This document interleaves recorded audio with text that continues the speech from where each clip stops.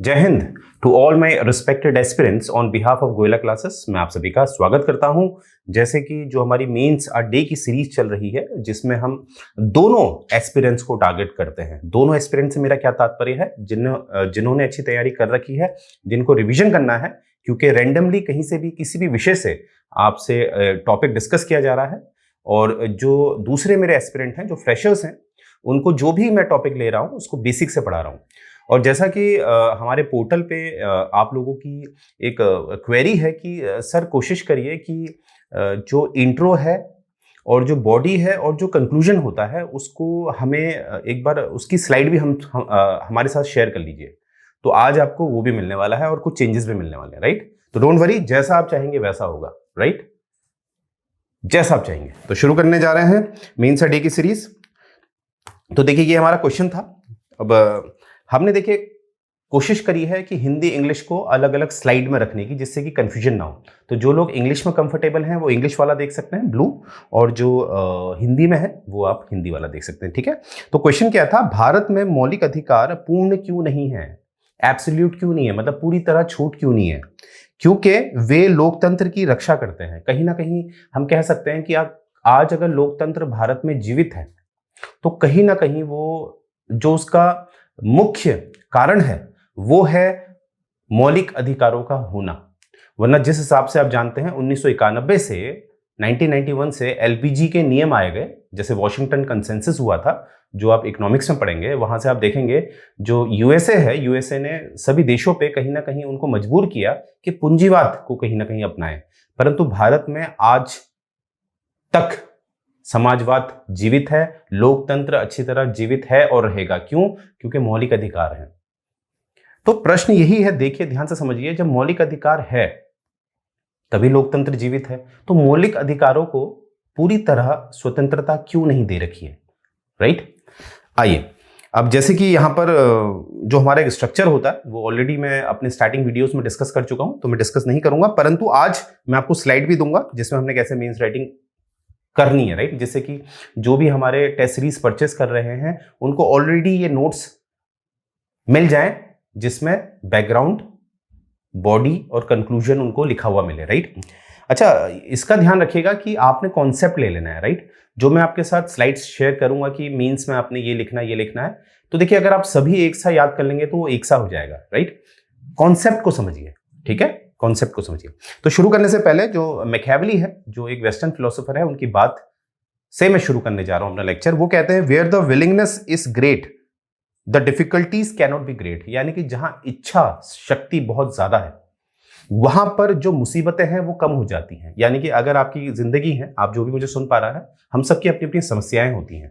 तो आप में से किसी की जिंदगी में ऐसा लगता है कि उसे बहुत समस्याएं हैं और समस्याओं ने उसकी जिंदगी में काफी ऊंचा मुकाम कर रखा है, मतलब उसकी समस्या बहुत ज्यादा है। तो उसको कम कैसे किया जा सकता है? इच्छा शक्ति से। जब आप अपनी इच्छा शक्ति बढ़ा देंगे तो ऑब्वियसली जो आपकी मुसीबतें हैं, जो समस्याएं हैं, वो कम हो जाएगी। तो ये कौन कहता है? Machiavelli, right? तो आइए शुरू करते हैं। तो शुरू करने से पहले देखिए, मैं कुछ आप लोगों को कॉन्सेप्ट क्लियर करना चाह रहा हूं। यहां पर आपको क्या दिख रहा है? ध्यान से देखिए, एक घोड़ा दिख रहा है, राइट? यहां पर आपको घोड़ा दिख रहा है, घोड़े में पुलिस वाला बैठा है, शेरिफ। यूएसए में पुलिस वाले को शेरिफ कहते हैं।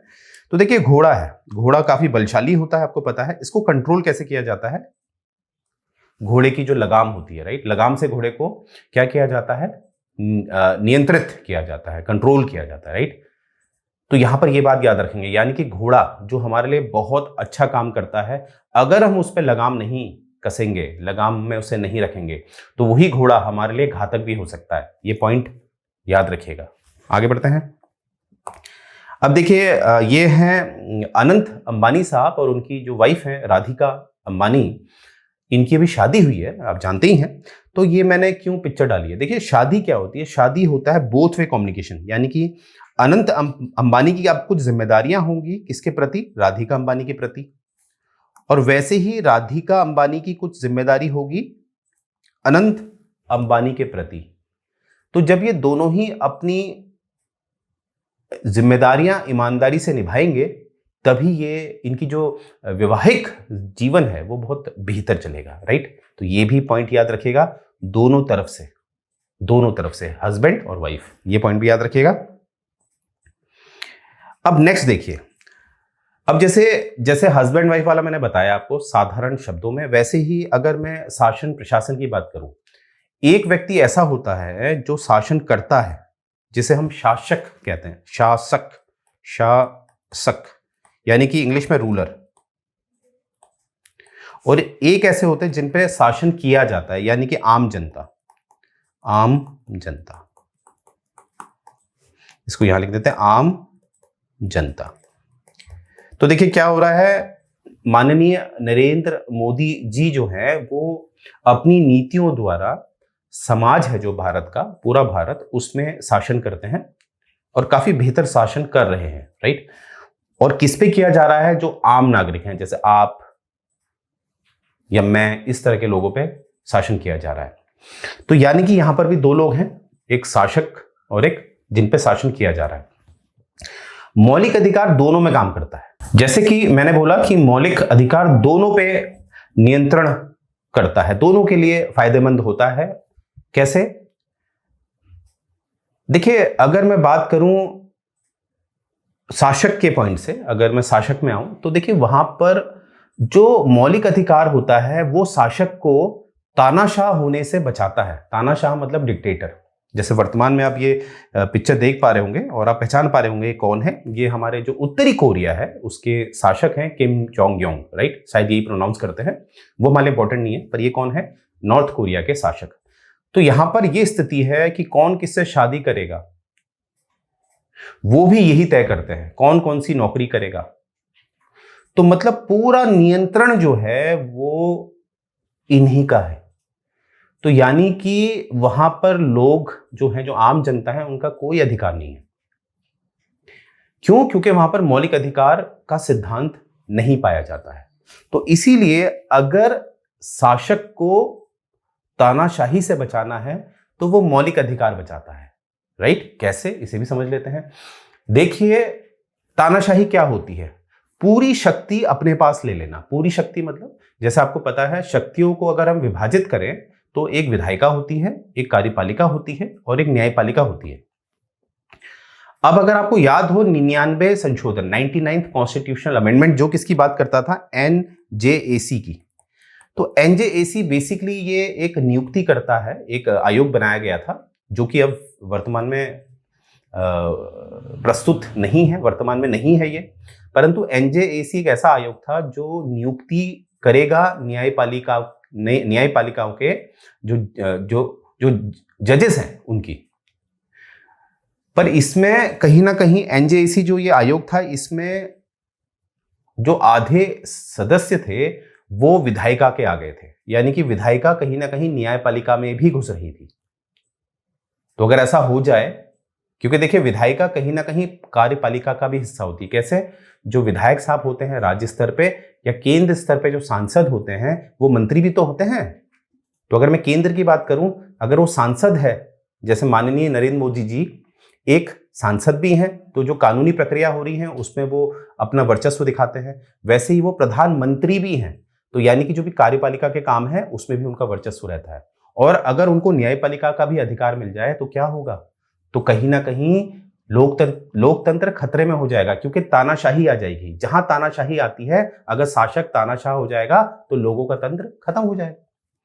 तो यहां पर क्या हुआ, जब एनजेएसी आया तो जब माननीय सर्वोच्च न्यायालय ने देखा, अरे ये तो जो डिवीजन ऑफ पावर है हमारे वहां कॉन्सेप्ट कि पावर का बिल्कुल डिवीजन होगा, अनुच्छेद 50 आप देख सकते हैं, तो उसके तहत माननीय सर्वोच्च न्यायालय ने एनजेएसी को क्या कर दिया, अवैध घोषित कर दिया।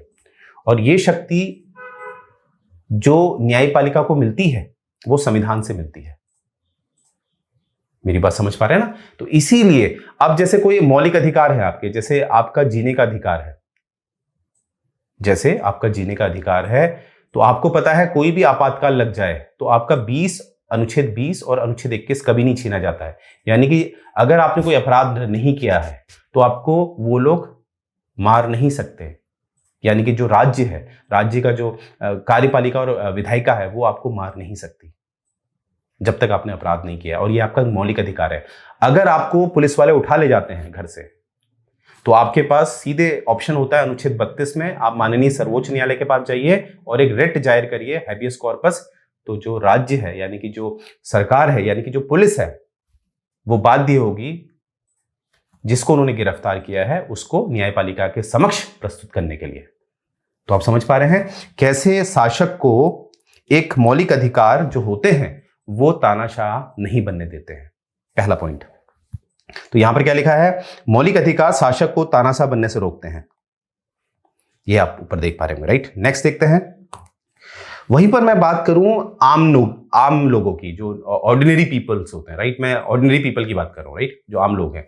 उसमें देखिए, अब यहां पर आप देखेंगे कि मैंने यहां पर रक्षाबंधन की फोटो क्यों लगा रखी है, उस पर मैं आऊंगा। पहले हम देखते हैं ये क्या है। देखिए, मौलिक अधिकार लोकतंत्र की रक्षा करते हैं। किसकी रक्षा करते हैं? लोकतंत्र की रक्षा करते हैं। परंतु समस्या क्या है, हम एक समाज में रहते हैं और समाज के कुछ नैतिक मूल्य होते हैं, कुछ समाज में जो मोरल वैल्यूज होती हैं वो देखनी पड़ती हैं। अब इसको क्या समझ में आ रहा है, एक उदाहरण से मैं आपको समझाता हूं। पहले तो देखिए, ये समझिए कि आपको, आपके पास जो भाग 3 है संविधान का, जो अनुच्छेद 12 से 35 तक बातें करता है, वहां पर आपके अनुच्छेद 14 से लेके अनुच्छेद 32 तक आपके मौलिक अधिकार है। जैसे अनुच्छेद 21 में आपको यह अधिकार है, आप किसी के साथ भी शादी कर सकते हैं, मतलब ये आपका अधिकार है।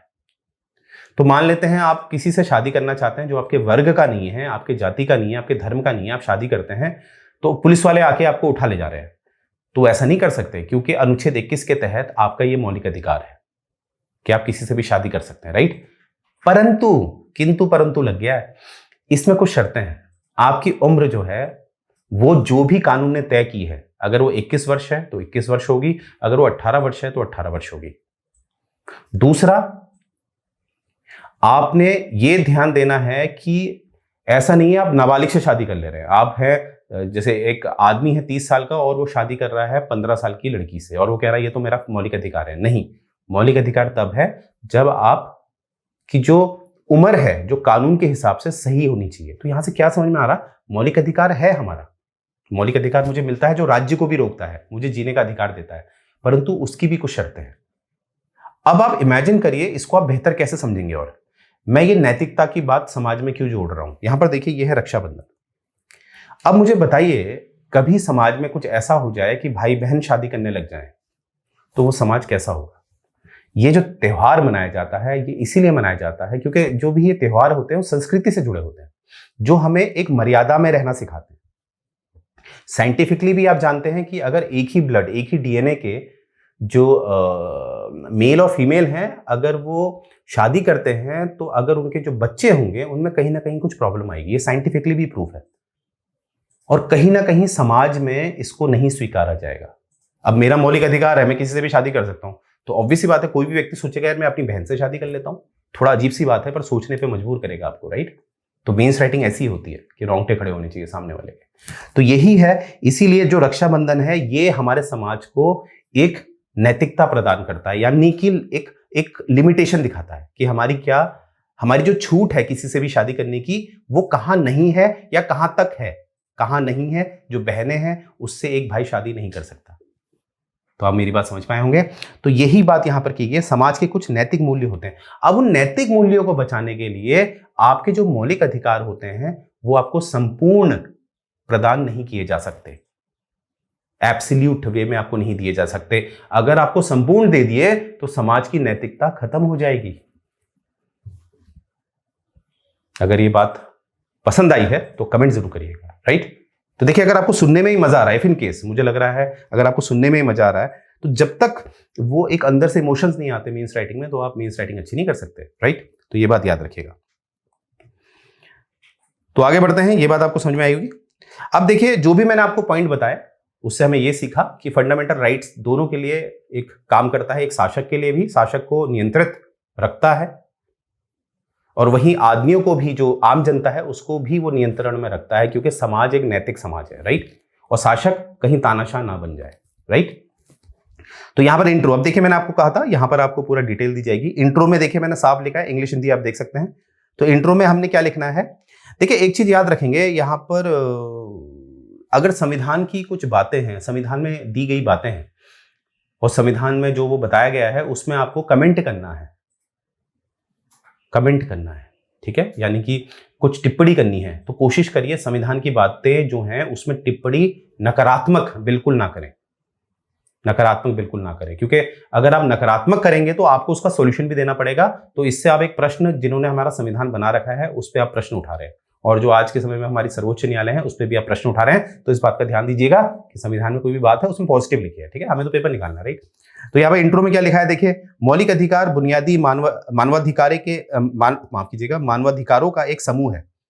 यानी कि जो हमारे ह्यूमन राइट्स होते हैं ना, जो बेसिक ह्यूमन राइट्स होते हैं, वो हमारे एक मौलिक अधिकार होते हैं। नाम ही है मौलिक, मौलिक मतलब बेसिक।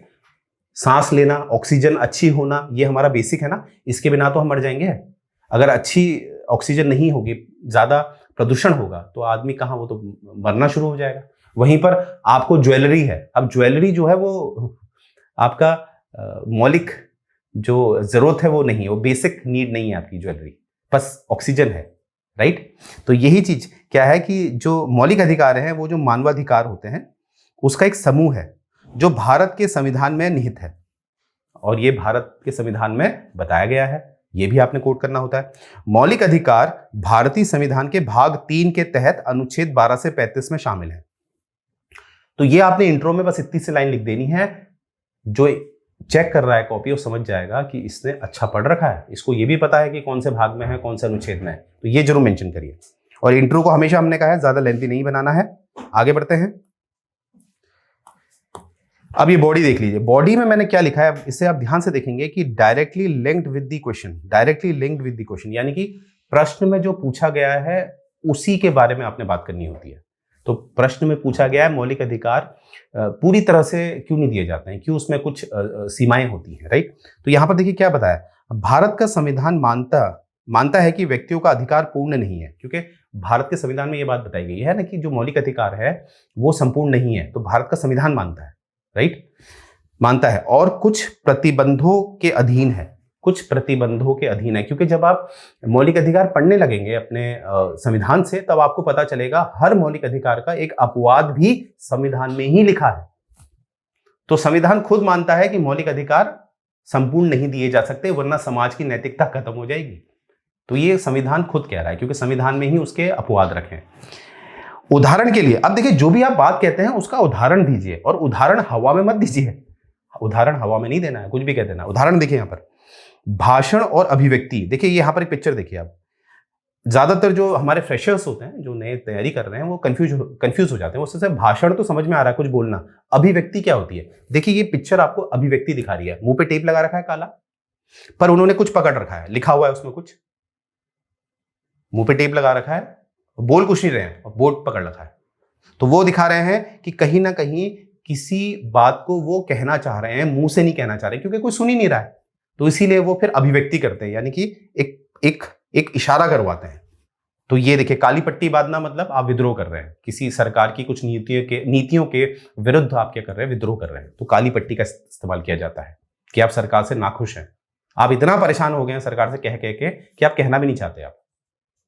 तो ये होती अभिव्यक्ति, अपनी माफ कीजिएगा, अपना जो एक आपका जो क्या कहेंगे इस वर्ड को, आपका जो सोचना है सरकार की नीतियों के लिए, वो आप नहीं कर पा रहे हैं, राइट। ये होता है।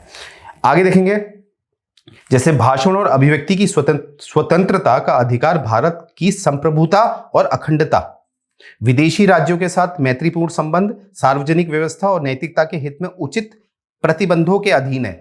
क्या समझाना चाह रहा मैं आपको बताता हूं। जैसे कि जो आपका भाषण और अभिव्यक्ति है, जो freedom of speech and expression है, वो अगर मान लो आपको पूरे दे दिए जाए तो इमेजिन करिए क्या होगा। सबसे पहले देखिए, मानते हैं ये भारत है, देखिए भारत से जुड़ा हुआ तिब्बत है, जिसे हम चाइना ही कहेंगे अब, राइट। तो आप मान लो यहां पर इस एरिया में आप रहे हो, आप इस एरिया में, और आप बड़ी जोर जोर से गाली दे रहे हो तिब्बत वालों को, या यहां पर आपने बाघा बॉर्डर का नाम सुना होगा, आप बाघा बॉर्डर में गए, वहां पर आप हूटिंग करने लग गए और पाकिस्तान मुर्दाबाद, पाकिस्तानी कुछ भी कहने लग गए, आप गाली देने लग गए। तो होगा क्या, वहां के लोग भी कहीं ना कहीं गुस्से में आएंगे, तो उससे क्या होगा, लड़ाई हो सकती है। जो हमारे पड़ोसी मुल्क है उनसे लड़ाई हो सकती है। और अगर मैं अंदरूनी बात करूं, अखंडता, भारत हमारा एक अखंड देश है, अखंड मतलब वो टूटा हुआ नहीं है। अखंड का विलोम शब्द हो जाएगा खंड, खंड में विभाजित हो जाना। अब सोचिए भारत ऐसा देश है जहां पर अलग अलग धर्म के लोग हैं और अलग अलग धर्म में भी अलग अलग जातियां हैं। तो समझिए भारत में कितनी भिन्नताएं हैं, कितनी डाइवर्सिटीज हैं। तो अगर सोचिए, अगर आप किसी भी वर्ग के हैं, आप दूसरे वर्ग को गाली दे रहे हैं ओपनली, जो सोशल मीडिया होता है उसमें कुछ भी बोल दे रहे हैं किसी अन्य धर्म के बारे में, तो क्या होगा? अब इमेजिन करिए, क्या भारत अखंड रहेगा? नहीं, खंडित हो जाएगा। तो इसीलिए देश के लिए, देश की संप्रभुता, देश की अखंडता बचाने के लिए भी जो आपके मौलिक अधिकार होते हैं वो पूरी तरह नहीं दिए जा सकते। मुझे उम्मीद है आपको मेरी बात समझ में आ रही होगी।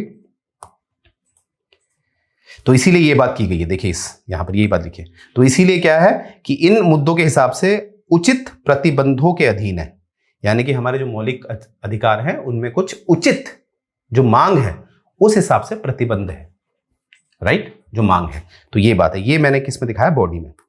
अब कंक्लूजन देखिए, जो आपका निष्कर्ष होता है वो देखिए वो क्या है। अब देखिए कुल मिलाकर, जैसे मैंने कहा था कंक्लूजन में आप टिप्पणी मत दीजिए क्योंकि गलत देंगे, क्योंकि तो संविधान की बात है। तो यहां पर हमने बड़ा सेफ खेलना होता है। कैसे खेला है? कुल मिलाकर भारत में मौलिक अधिकार व्यक्तियों के हितों और कल्याण की रक्षा के लिए महत्वपूर्ण भूमिका निभाते हैं और एक लोकतांत्रिक समाज की स्थापना सुनिश्चित करते हैं। क्योंकि फंडामेंटल राइट्स ही ऐसे हैं जो शासक को तानाशाह होने से बचाते हैं, और अगर वो तानाशाह नहीं है तो ऑटोमेटिकली लोकतंत्र जीवित है, और जहां वो तानाशाह होगा लोकतंत्र खत्म हो जाएगा। मैं ऑलरेडी बता चुका हूं, जिसमें प्रत्येक नागरिक स्वतंत्रता, सम्मान और समानता के साथ रह सके। कि आदमी क्या है, अगर शासक तानाशाह होगा ही नहीं तो जो आम जनता है वो आराम से रहेगी अपना, ठीक है। तो ये है इसका कंक्लूजन। तो मुझे उम्मीद है ये जो हमने कुछ चेंजेस करे हैं ये आपको पसंद आए होंगे, और खासकर फ्रेशर्स जो हैं, राइट। और अगर पसंद आए हैं तो जरूर कमेंट करिएगा, राइट, क्योंकि आपके कमेंट के हिसाब से ही हम अपना जो मार्गदर्शन है वो करते हैं, राइट।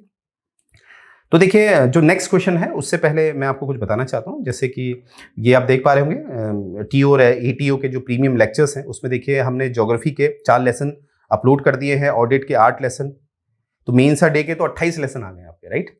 तो ये जनरल साइंस के 2 लेसन, तो ये आप फटाफट टेस्ट सीरीज को लीजिए और ये नोट्स अपने तक, क्योंकि ये नोट्स का ही है, क्योंकि नोट्स बनाने का टाइम नहीं है आपके पास, राइट।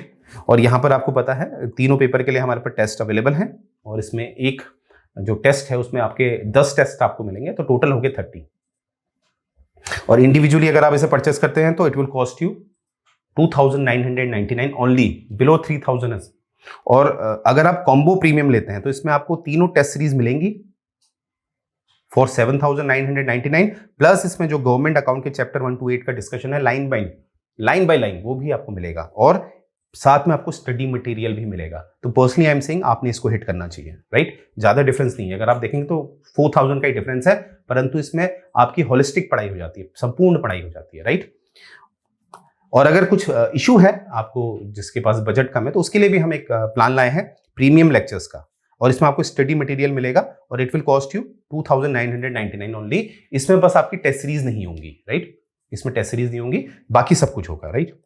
और यहाँ पर देखिए जब तक आप मेंस राइटिंग नहीं करेंगे, जैसे ये आप देख पा रहे होंगे जिनका सिलेक्शन हो चुका है, मोहित जो AETO में सेलेक्ट हो चुके हैं, मोहित जी ने यहीं से टेस्ट सीरीज ली थी, काफी अच्छा प्रयास करते थे, हमेशा एक्टिव रहते थे मेंस राइटिंग में। ये देखिए ये इनकी कॉपी है, इस हिसाब से हमारी टीम ने इसे चेक किया है, हर वर्ड पे ध्यान दिया है,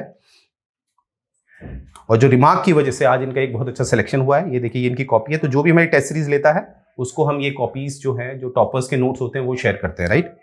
और ये हमारा टेलीग्राम चैनल है, फटाफट इसमें लॉगिन कर लीजिए, क्योंकि इसमें डेली अपडेट्स और इंपॉर्टेंट इन्फॉर्मेशन जो होती है आप तक पहुंचाई जाती है। तो अपनी तैयारी को स्ट्रांग बनाइए। तो देखिए नेक्स्ट क्वेश्चन क्या है, जो कल क्वेश्चन हम डिस्कस करेंगे, अंडर आर्टिकल 108, अनुच्छेद जो 108 है, जो ज्वाइंट सिटिंग यानी कि संयुक्त सत्र की बात करता है। ज्वाइंट सिटिंग मतलब लोकसभा और राज्यसभा साथ बैठते हैं। इसका जो माफ कीजिएगा इसका जो आह्वान करते हैं, यानी कि इसको जो बुलाते हैं, समन करते हैं, वो राष्ट्रपति करते हैं। परंतु समस्या क्या है, बुलाते तो राष्ट्रपति हैं, परंतु जब ये संयुक्त सत्र यानी कि ज्वाइंट सिटिंग होता है, इसकी अध्यक्षता राष्ट्रपति नहीं करते हैं, इसकी अध्यक्षता करते हैं लोकसभा के स्पीकर। अगर वो नहीं होंगे तो फिर डिप्टी स्पीकर आते हैं, इस तरह से, ठीक है। तो यहां पर एक प्रश्न है कि राष्ट्रपति ही इसकी अध्यक्षता क्यों नहीं करते हैं, तो ये हमने बताना है क्यों, वाई। तो मुझे उम्मीद है आपको आज का लेक्चर पसंद आया होगा। अगर पसंद आया है तो कमेंट करिएगा। तो यहीं से मैं अपना लेक्चर एंड करने जा रहा हूं। जय हिंद।